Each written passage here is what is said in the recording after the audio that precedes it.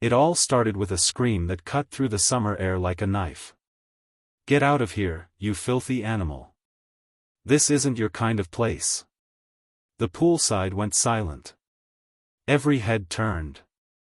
An elderly black man stood at the edge of the pool, his towel draped over one arm, calm but confused. And in front of him, red-faced and furious, was a man shouting with venom in his voice, fingers shaking midair.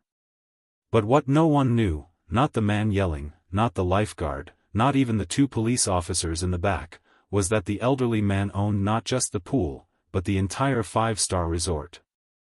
Before we continue, I want to share something powerful. If you're ready to unlock abundance in your life, real, unstoppable abundance, then discover the simple 3-digit manifestation code that's helping thousands manifest outrageous wealth in just 24 hours.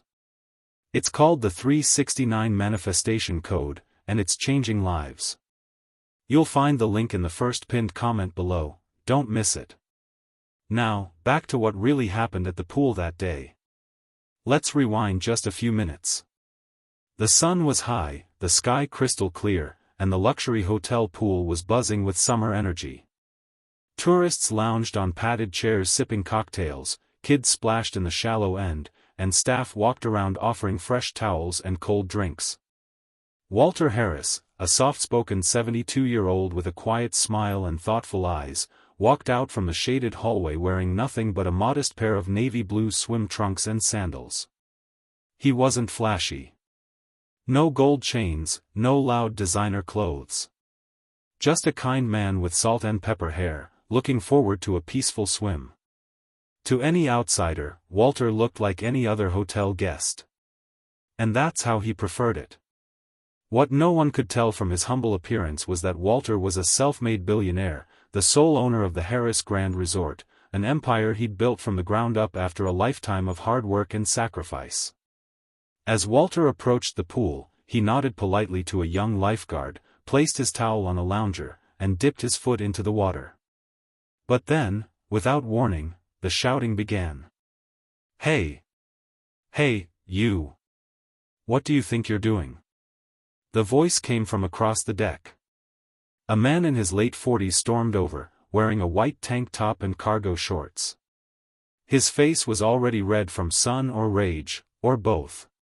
He pointed directly at Walter, his voice raised for everyone to hear.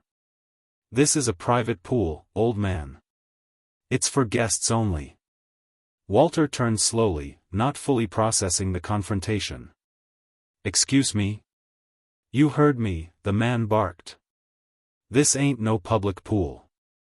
I don't know who you are or where you came from, but you need to leave. Now."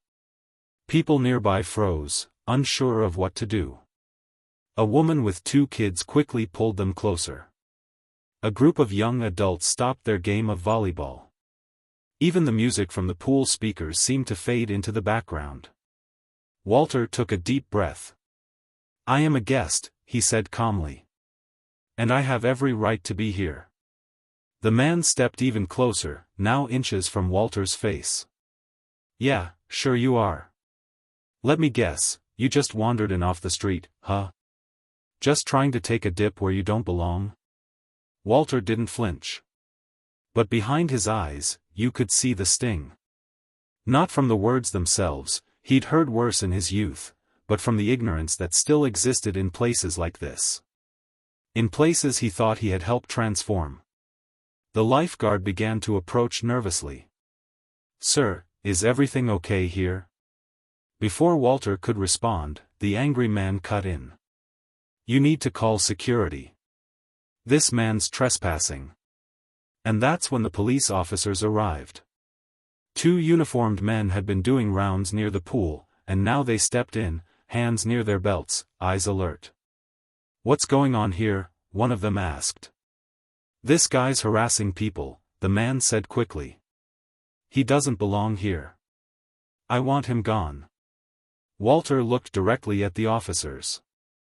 "Actually, officers, I..." But again, the man interrupted. "Don't talk to them. Just go. You people are always trying to sneak into places you shouldn't be." It was loud enough that even people across the pool could hear it. Gasps, murmurs, and camera phones quietly raised. The hotel guests were watching. So were the staff. One of the officers finally raised a hand. "Sir, we'll handle this. Please step back." He turned to Walter. "Sir, do you have a room key or some ID?" Walter nodded, reaching calmly into his towel. But instead of a key, he pulled out a sleek, black leather badge holder. Inside, in gleaming gold letters, it read, "Harris Grand Resort, owner and founder." The officer blinked. "Wait, you're..." Walter nodded. "I'm Walter Harris. I own this entire resort." A sudden wave of silence swept across the pool area. The angry man's face went pale. He looked around, realizing that everyone was staring directly at him. The smug confidence vanished, replaced by confusion, fear, and then, shame. Walter looked at him, not with anger, but with disappointment. "You assumed I didn't belong. Not because of what I did. But because of how I look." The man stuttered. I didn't mean. I just thought." "You thought wrong," Walter interrupted, his voice still gentle, but firm. The police officers exchanged looks, then one of them turned to the man.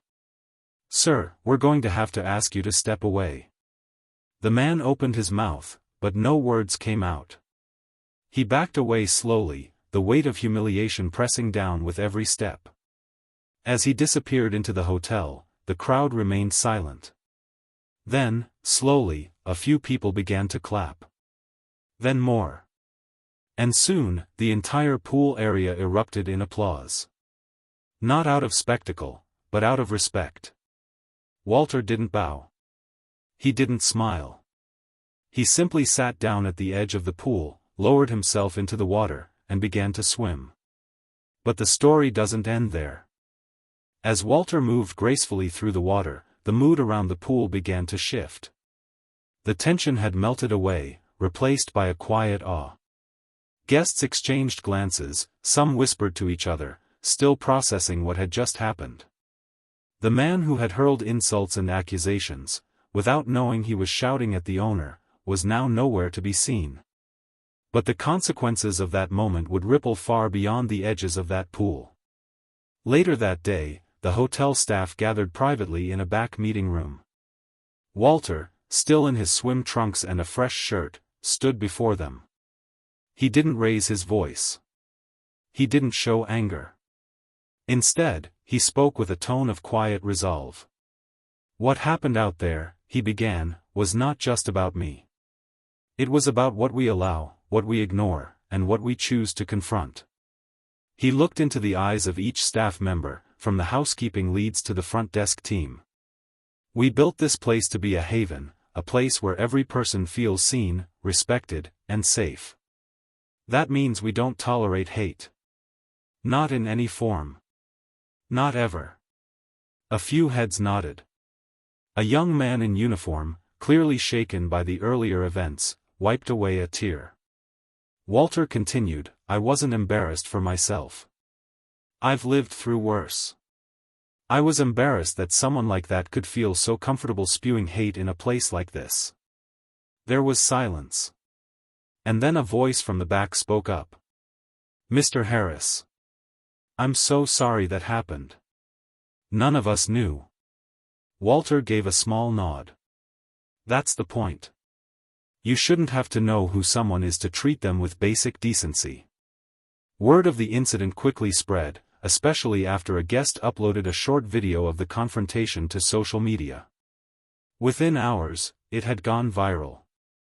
The title read, "Man tries to kick black senior out of pool, regrets it instantly when he finds out who he is." Millions watched. Thousands commented. And the overwhelming response? Shock, outrage, and support for Walter. What stood out the most was the way Walter handled it. He didn't retaliate.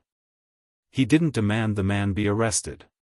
He simply revealed the truth, and let the world react. News outlets picked it up. Bloggers wrote about it. Activists praised his composure. But Walter never once spoke to the press. His message had already been made clear: respect doesn't come from wealth, titles, or appearances, it comes from within. Behind the scenes, Walter took action. Quietly, but decisively. He implemented new staff training on racial sensitivity, guest conduct policies, and employee empowerment. He made sure that from the moment someone stepped onto the resort property, they would feel safe, no matter who they were. But perhaps the most powerful moment came 2 weeks later. Walter was walking through the lobby when he noticed a man sitting alone, nervously glancing around. It was him, the same man who had screamed at Walter by the pool. But this time, he wasn't loud. He wasn't angry. He looked broken. Walter approached cautiously. The man stood up, awkward and hesitant. "Mr. Harris. I didn't come here to cause trouble," he stammered. "I came to apologize. Not for what you are, but for who I was." Walter paused. "Let him speak. I grew up around people who taught me to think certain ways. I never questioned it. I just absorbed it. I never realized how blind I was. That day, I thought you didn't belong. But I was the one out of place." There was silence. Heavy. Honest. Walter extended his hand. "Then let this be the start of something new." The man hesitated, then shook it, firmly. It wasn't about forgiveness. It was about accountability. Growth. Change. That one moment, caught on camera, broadcast to millions, became something bigger than a viral video. It became a story about truth. About judgment.